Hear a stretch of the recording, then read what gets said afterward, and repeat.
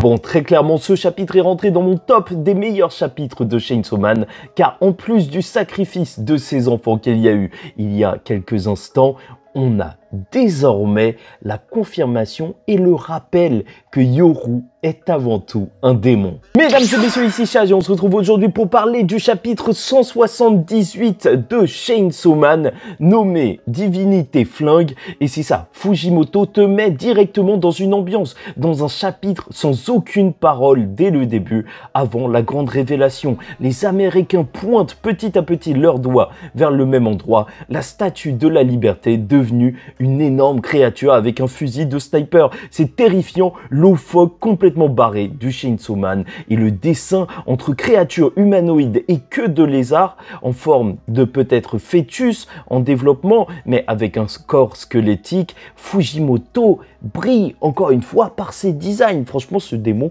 est juste terrifiant. En plus, c'est vrai que son visage avec la couronne de la statue de la liberté détruite, ça nous fait penser à une couronne d'épines avec un gun, donc un petit peu même à Jésus avec un gun. Si ça, c'est pas l'Amérique qui est résumée à ce moment-là. Et peut-être que c'est juste né d'un jeu de mots, étant donné que flingue et liberté, au Japon, ça se prononce à peu près pareil. Jou et Jiu. Après, en soi, on peut juste se dire que, en fait, s'il y a cette créature qui sort de la statue de la liberté, ça veut dire, et c'est à cause de peut-être des restes du démon gun qui se trouveraient à l'intérieur. Tout ça pour que Yoru la commande et lui fasse tirer sur le Chainsaw Man avec son bang peut-être le plus puissant qu'on ait jamais vu, comme celui de l'espace de Makima dans la partie 1.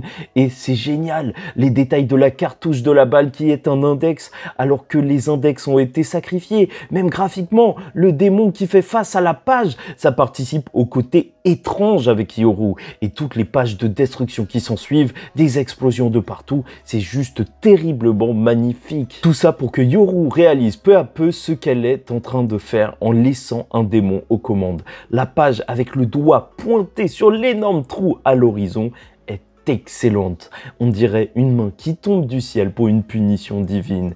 Et donc, après 9 pages sans aucune parole, la première chose qu'on entendra, c'est cette parole iconique avec le visage de Asa perdu. Elle se dit « Comment j'ai pu oublier ?»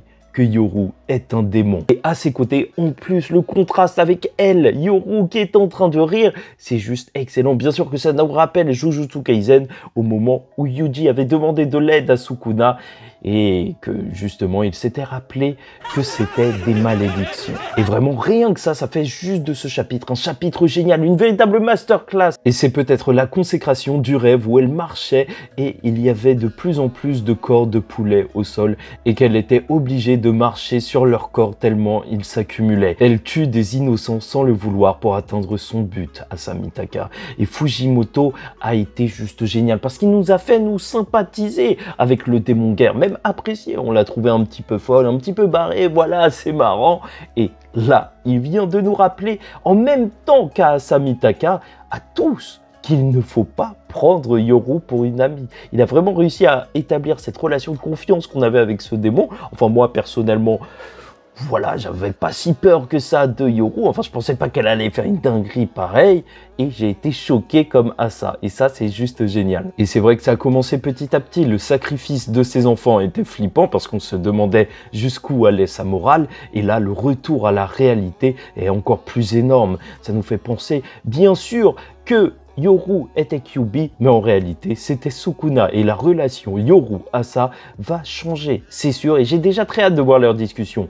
Puis dans les décombres, on retrouve juste un bout du Chainsaw Man sans membre. Et encore une fois, on a ce côté étrange alors qu'on se rapproche peu à peu de son corps dans les décombres et qu'on a le démon vieillesse, une peur primaire juste devant lui, lui donnant du sang. Et pour rappel, il en avait besoin pour se régénérer et on cherchait lors du chapitre précédent. Mais comme dans une sorte de rituel, il lui demande alors de manger chaque partie de son corps qu'il va énumérer en sachant qu'à chaque fois, des enfants mourront car on avait vu le contrat avec le gouvernement qui voulait se débarrasser de la vieillesse. Donc peut-être jeunesse éternelle, ou en tout cas, jeunesse éternelle pour tout le monde dans le monde de Chainsaw Man, même s'il y en a, ils sont déjà vieux, donc ça va juste s'arrêter.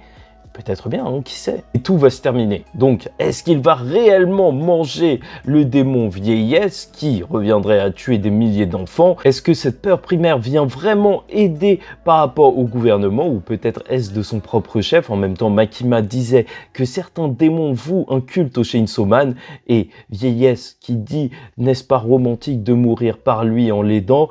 Peut-être que c'est aussi un fan du Chainsaw Man. Dans tous les cas, Pochita demandait du sang et n'attaquait pas les gens lors du chapitre précédent et ça nous marquait bien le contraste avec Yoru qui était prêt à tout sacrifier, même ses enfants. Enfin bref, c'est vraiment un mystère de savoir si le Chainsaw Man noir va vraiment manger le démon vieillesse vu tout ce que ça implique, si même donc il est en train de comprendre tout ce que ça implique et en même temps le but c'est d'arrêter les 4 cavaliers de l'apocalypse, d'arrêter l'apocalypse et même je me demande le combat en enfer contre les 4 cavaliers en même temps, ça devait être complètement fou avec Pochita.